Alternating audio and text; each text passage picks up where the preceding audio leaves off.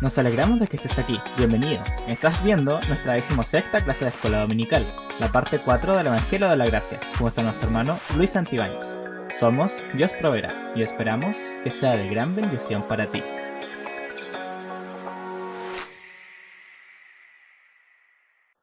Que el Señor les bendiga, hermanos, abundantemente a cada uno de ustedes. Le doy gracias al Señor por la oportunidad que me da de estar en esta última clase del Evangelio. Hemos estado un semestre ya completo aprendiendo más de esta buena noticia, que está en Cristo, que viene con Cristo. Cristo es la buena noticia.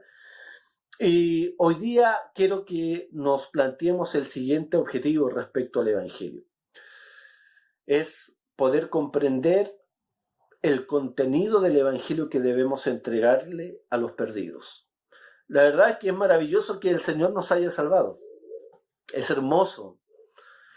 Es impactante lo que el Señor ha hecho con nuestra vida y no nos ha cobrado absolutamente nada. Todo lo que usted es y lo que yo soy, si hay algo digno, hermano, de ser reconocido, se lo debemos al Evangelio, a la buena noticia del Señor. Si la gracia no hubiese venido a nuestra vida, no hubiese operado, si la misericordia del Señor no se hubiese manifestado en Cristo, usted y yo estaríamos perdidos. ¿Cuánto nos ha cobrado el Señor? Ni un peso, ningún esfuerzo. Todo lo hizo en Cristo y solamente hoy día debemos creer en Él. Pero eso conlleva una responsabilidad para con todos los hombres. Y Jesús dijo unas palabras que deben resonar en nuestra mente y en nuestro corazón. Den por gracia lo que por gracia habéis recibido. O sea, vayan y entreguen gratuitamente todo lo que han recibido gratuitamente. Y esto, a la vez de ser una gran responsabilidad, es algo maravilloso. Porque con Dios no sucede como en las cosas naturales. Usted, como dijo Crisóstomo, si quita una gota de agua a todo el océano va a disminuir su cantidad y su profundidad. Ya no va a ser lo mismo que antes, aunque usted quite una gota, porque habrá disminuido. Pero en Dios no es así. Porque todos los pecadores pueden venir ante el Señor a beber de su gracia, a beber de esa vida gratuitamente, y Dios permanecerá intacto porque Él es inmutable. El océano puede disminuir si usted le quita una gota, pero si todos vienen y beben y toman de la gracia que ha sido derramada en Cristo Jesús, Dios seguirá siendo el mismo. Podemos entonces proclamar con confianza a este Dios que tiene abundante gracia, abundante vida para los pecadores. Tenemos una gran responsabilidad, hermanos, tenemos una gran responsabilidad. Y esa responsabilidad es de entregar este mensaje correctamente. Claro, porque todos decimos que hay que predicar, pero ¿qué es lo que hay que predicar? ¿Cuál es el mensaje que salva a los pecadores? Lamentablemente vivimos en un mundo muy pragmático, donde todos hacen lo que funciona. La empresa, no importa, hermanos, cuántas leyes pase a llevar, pero para lograr sus objetivos no considera las leyes o la legislación.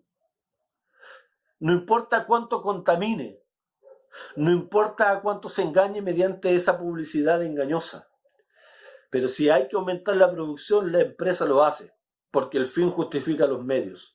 Y si eso funciona, no importa de que vaya en contra de las leyes terrenales, esa empresa lo hace. En el trabajo, esa persona que quiere lograr un puesto importante, no importa que eso signifique humillar al otro, que despidan al otro, pero si eso funciona, se hace, porque vivimos en un mundo pragmático. Pero en la iglesia eso no debe ser así, hermanos. Nosotros no vamos a hacer lo que nos funciona, a pesar de que eso signifique transgredir los principios de la palabra. Nosotros vamos a utilizar los medios que Dios nos ha dejado para la proliferación del Evangelio, para el anuncio de la palabra. Este mundo es pragmático y va a hacer todo lo necesario para lograr sus objetivos, no importa lo que eso signifique. Pero la iglesia tiene un objetivo, la predicación y proclamación del Evangelio de forma gratuita. Pero ¿cómo debe hacerlo? A la manera de Dios, utilizando los recursos que Dios ha dispuesto y hablando lo que Dios dijo que hablemos. La doctrina de Jesucristo, la doctrina de los apóstoles. Ni siquiera nuestras propias experiencias tienen que ser la brújula para guiar a la iglesia en la misión que tiene de anunciar el Evangelio. Alguien puede decir, efectivamente, bueno, yo conocí al Señor porque tuve un sueño, y en ese sueño yo veía mi vida cayendo al infierno por desobediente. y cuando desperté me volví a Él. Alguien puede decir, yo iba pasando por afuera de una iglesia y escuché, Dios te ama, y algo sucedió en mi interior y vine a Él. Otra persona puede decir lo mismo, yo iba pasando por afuera de la iglesia y escuché una canción y fui tan conmovido que vine al Señor. Y es verdad que todo eso soberanamente puede haber sido ocupado para que alguien venga al Evangelio. Pero nuestra experiencia nunca es la brújula o la medida de fe o de comportamiento para que nosotros hagamos solamente eso para anunciar el Evangelio. Porque el Evangelio, hermano, debe ser proclamado con el contenido que Dios dijo que utilicemos. ¿Cómo debemos predicar el Evangelio? ¿Qué es lo que debemos predicar del Evangelio? No debo mirar solamente mi experiencia. No debo ser pragmático. Debo hacer y decir lo que Dios me ha mandado en su palabra.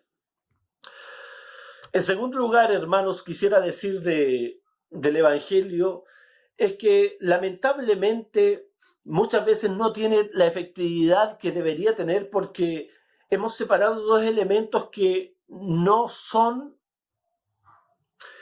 se pueden separar en sí mismos. Es el evangelismo del discipulado.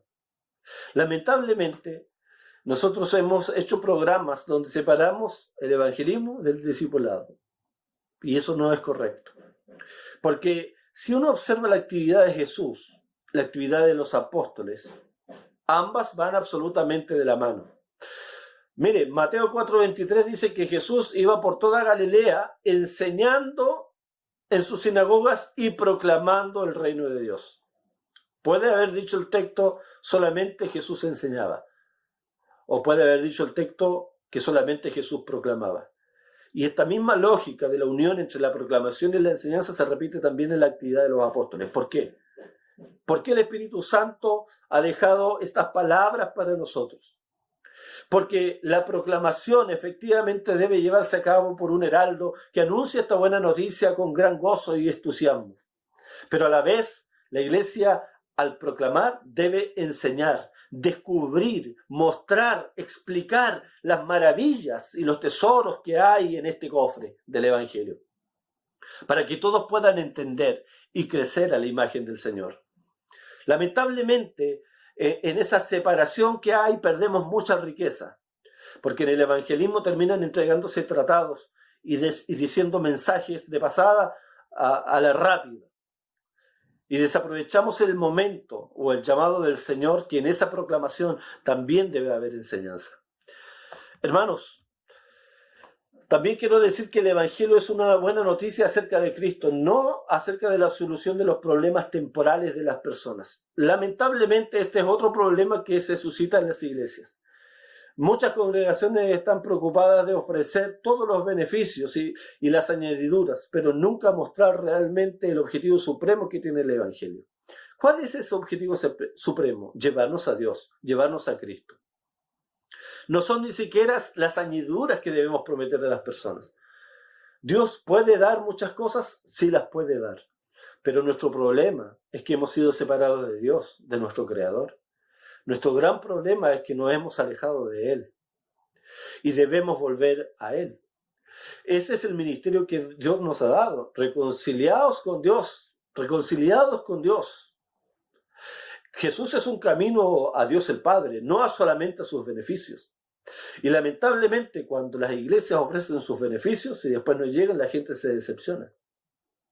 Pero cuando personas como el apóstol Pablo entienden de que Dios es el centro supremo del Evangelio, entonces están dispuestos a dar su vida, y a pesar de que pierdan los beneficios, saben que tienen al dador de los beneficios.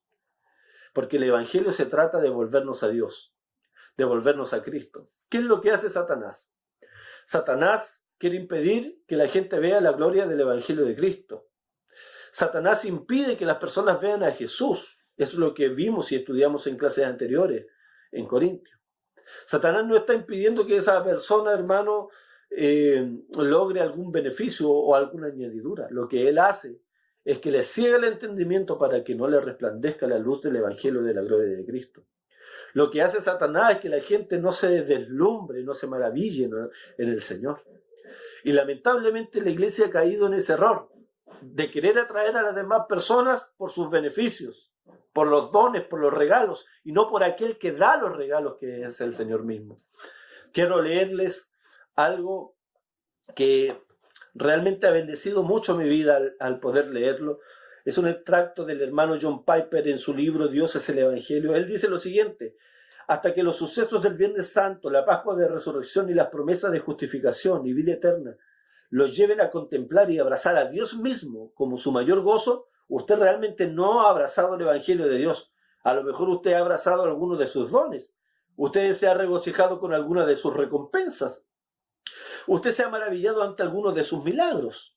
Pero aún no se ha dado cuenta de por qué han llegado todos esos dones, todas las recompensas y todos los milagros. ¿Saben por qué han llegado? Han llegado por un gran motivo: que usted pueda contemplar a través de todo eso para siempre la gloria de Cristo en Dios. Muchos de nosotros, hermanos, nos maravillamos tanto en los regalos, pero no nos maravillamos en el dador de los regalos. Cristo es aquel a quien nuestro corazón, nuestra vida y nuestro enfoque se debe volver. El Señor debe ser nuestro mayor deleite. Las otras cosas las podemos perder, y lo hemos comprobado en nuestra vida ya, donde las cosas se nos van de las manos, los beneficios y las añadiduras. Podemos tenerla hoy día y mañana no, pero Cristo es el tesoro, hermano, con el cual debemos encontrarnos. Cristo es el tesoro. No solamente los beneficios y los milagros, que también pueden venir como consecuencia de haber recibido el Evangelio, de haber abrazado el Evangelio. Pero Cristo es el final, el objetivo supremo del Evangelio, el llevarnos al Señor. El Evangelio, hermanos, también debemos entender que alumbra el pecado porque nos muestra la santidad y la justicia del Señor. Y en ese sentido, también el Evangelio, hermanos, conlleva el arrepentimiento. A veces tenemos tanto miedo de que las personas se asusten que dejamos de mencionar acerca del pecado, dejamos de hablarles acerca del arrepentimiento.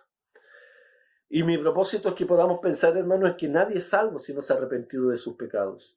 Pero ¿cómo alguien se puede arrepentir de sus pecados? Cuando por el Evangelio ve su miseria espiritual. Los sanos no tienen necesidad de médico. El Señor le dijo a los fariseos, porque ellos se creían superiores en justicia y creían que estaban sanos. Y el Señor le dijo, ¿saben qué? Los sanos no tienen enfermedad. Los sanos no tienen necesidad de una cura para su enfermedad. Yo no he venido a justos, yo he venido a pecadores. Y muchas veces nosotros hemos ocultado el mensaje del pecado, del arrepentimiento, para que la gente venga. Y eso es una falsedad. No debemos hacer eso. Porque no hay salvación sin arrepentimiento. Y no hay arrepentimiento si la persona no es convencida por el Espíritu Santo de que ha transgredido todos los mandamientos del Señor. A lo más esa persona va a venir por un tiempo, por un momento, se va a acercar a la iglesia, va a cantar un par de canciones, se va a sentir bien, pero luego se va a ir porque no ha nacido de nuevo. Una persona, para que nazca de nuevo, necesita arrepentirse de sus pecados, y no se arrepentirá a menos que el Espíritu Santo la convenza cuando le prediquemos de que él necesita a Dios, de que está caída, de que tiene una naturaleza malvada, de que es esclavo del pecado y de que el único que la puede transformar es Jesucristo. No debemos ocultar, mis hermanos, el pecado, la miseria del hombre. Nuestro centro no es el pecado, nuestro centro es Cristo. Cristo es el que salva. Pero la gracia brilla con intensidad. La gracia es deleitable cuando podemos entender aquello que nos da. Nos da el perdón de pecado cuando no lo merecemos. Por eso, hermano, en el evangelismo que nosotros practicamos, no debemos esconder la realidad del pecado. No debemos esconder la realidad, hermanos, de la maldad del ser humano. Los hombres deben saber que han transgredido la ley de Dios y que necesitan el perdón de pecados. Cuando el ángel le anunció a María acerca de Jesús, le dijo, le llamarás Jesús porque él salvará a su pueblo de sus pecados. Y ese es el evangelio que debemos predicar. El evangelio que muestra el carácter y la justicia de Dios, la imposibilidad de agradar al hombre por su naturaleza pecaminosa y la solución que nos otorga el Señor a través del evangelio. El evangelio, hermanos, es maravilloso, es poder de Dios en sí mismo. El evangelio es poder de Dios en sí mismo. El Evangelio no necesita aditivos, no los necesita. No debemos pensar neciamente, buscando, hermano, cómo el Evangelio puede ser más atrayente. El Evangelio no necesita aditivos. El Evangelio es poder de Dios en sí mismo. Tiene el poder para transformar al más vil de los pecadores que usted conoce, a ese compañero y compañera de trabajo, el más odioso, el más corrupto, a ese hombre que está botado en la calle, lo que el centro de rehabilitación no ha podido hacer, lo que el medicamento para la depresión no ha podido hacer, lo que el amor de una madre no puede hacer, incluso que es tan potente, lo puede hacer el Evangelio. El Evangelio puede transformar al más vil de los pecadores. Cuando usted ve a alguien sumergido en su miseria, en su dolor, en su angustia, usted tiene que saber que lo único que puede transformar y cambiar es el poder del Evangelio a esa persona, y está dentro de usted. Solamente necesita abrir su boca y proclamarlo, el perdido y el pecador. ¿Cómo creerán si nadie les predica? Pero ¿cómo creerán si les predicamos mal? El Evangelio tiene poder en sí mismo y puede hacer lo que es imposible para los hombres. Cuando Lázaro estaba muerto y sus hermanas estaban desesperadas, Jesús les dijo: lo que es imposible para los hombres, para Dios es posible. Para Dios no hay nada imposible. Y luego le dijo: Lázaro, ven. Porque el Evangelio tiene poder en sí mismo y no necesita aditivos. No necesita aditivos realmente. Mire, en Mateo 28:18 hay algo que es hermoso, hermanos. Toda autoridad me es dada en el cielo y en la tierra. O toda autoridad en el cielo y en la tierra me ha sido dada. Mateo 28:18, que es el texto inicial el cual leímos. Jesús nos está diciendo de que quien engendró al Hijo, quien envió al Hijo, le ha concedido autoridad, le ha concedido poder en el cielo y en la tierra, al Hijo. El poder que resucitó a Jesús de entre los muertos, el poder que operó en Jesús para liberar a los endemoniados, para perdonar pecados, para caminar sobre las aguas, para multiplicar los panes y los peces, para crear donde no había nada. Toda autoridad le fue dada a Cristo, sobre todo poder, sobre todo demonio, sobre toda enfermedad, sobre todo pecado.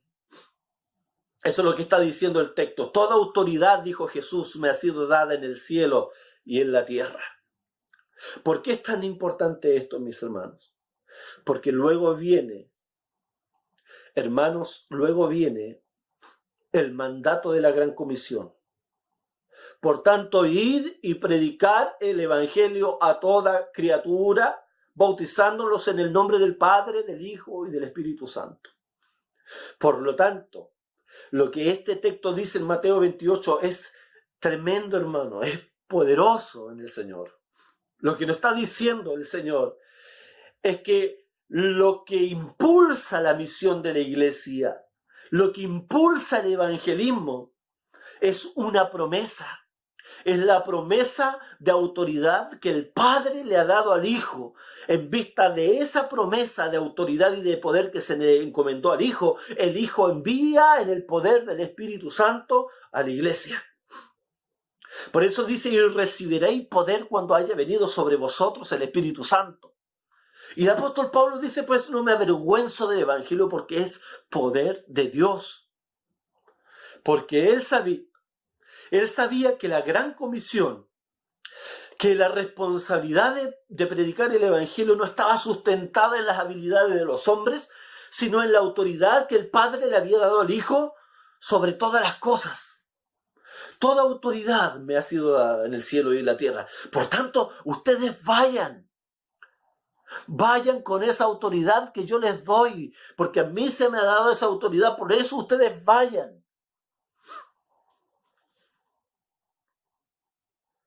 Y eso, hermanos, es maravilloso y nos debe llevar a volcarnos, a buscar en Dios, en su palabra y en su espíritu el poder que la iglesia necesita para la proclamación del Evangelio. No debemos, hermanos, perder el tiempo diciendo qué estrategia, qué cosita podemos utilizar para proclamar el Evangelio para que resulte. Imagínense qué ofensa al poder de Dios disponible para la iglesia, todo ese tiempo que se ocupa, hermano, en cosas carnales, vanas, superficiales, debe ser ocupado para que la iglesia se llene a través de la oración, de la búsqueda, en la palabra, en el espíritu, para la proclamación del Evangelio. Y vamos a ver resultados diferentes ahí. No digo que todas las cosas estén malas que se hacen, pero cuando eso que se hace nos hace perder de vista el enfoque de la autoridad que Cristo le dio a la iglesia para la proclamación del Evangelio, ahí estamos mal. Porque la misión de la iglesia está sustentada e impulsada por la promesa de la autoridad que Cristo le concede a ella, porque a Cristo se le fue concedida.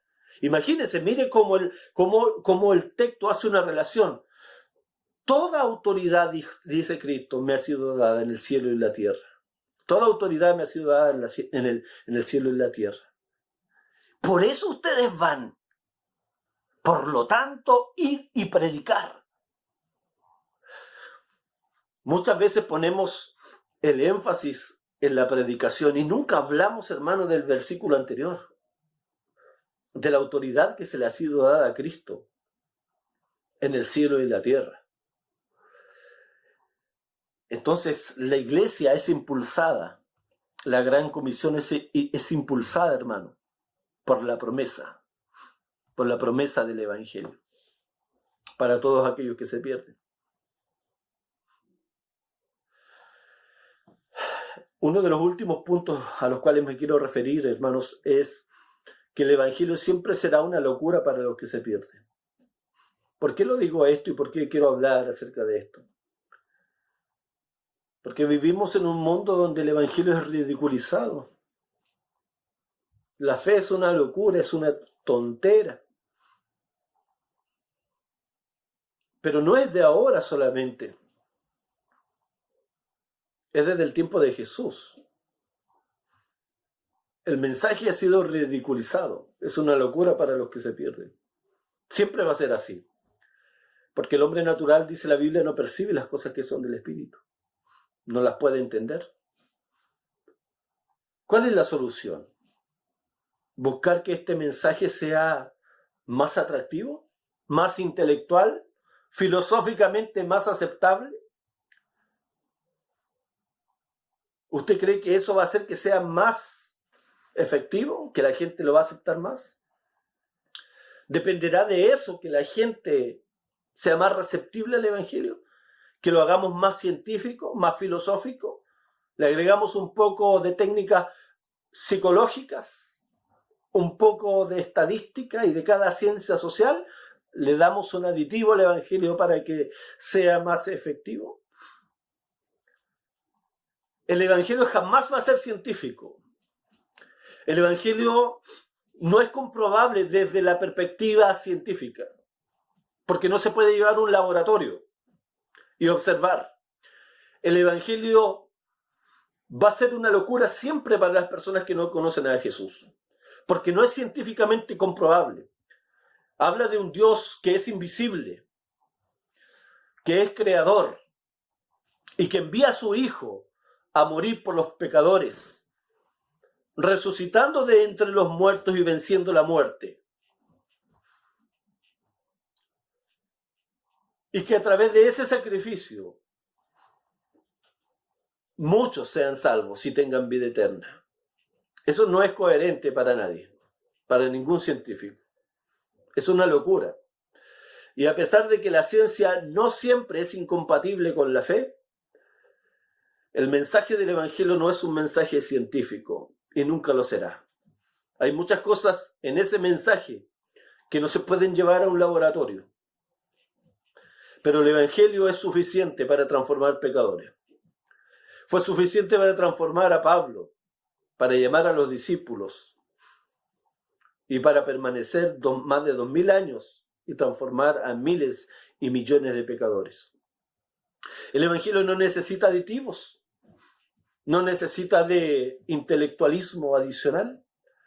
El apóstol Pablo dijo, ¿saben que yo propuse voluntariamente no ir ante ustedes con palabras de humana sabiduría, con palabras elocuentes y lindas, con artimañas humanas, para que su fe no esté fundada en eso, sino que esté fundada en el poder de Dios? Pero lo que hacemos hoy día, hermanos, es un atentado contra el Señor. Es un pecado. Al pensar, hermano, que podemos hacer del mensaje un mensaje más atrayente, uniéndolo con otras cosas. Y como dije en clases anteriores, queremos hacer del Evangelio, cuando queremos unir a otras cosas, una espada de hierro y barro. Es incompatible el Evangelio. Nunca podrá ser más efectivo. Todo lo que necesita el Evangelio está en sí mismo. Todo lo que necesita el Evangelio está en sí mismo. Es poder de Dios para salvación a todo aquel que cree. Señor, en el nombre de Jesús te doy gracias por tu palabra. Te pido, Señor, que nos hagas comprender cada día más tu Evangelio, este mensaje maravilloso, que podamos abrazarlo, amarlo, proclamarlo, creerlo, Señor, para la gloria de tu nombre. En el nombre de Jesús. Amén. Amén. Que el Señor les bendiga, hermanos. Nos vamos a encontrar, si así Dios lo permite, en el segundo semestre con un estudio de la Carta de los Romanos. Bendiciones.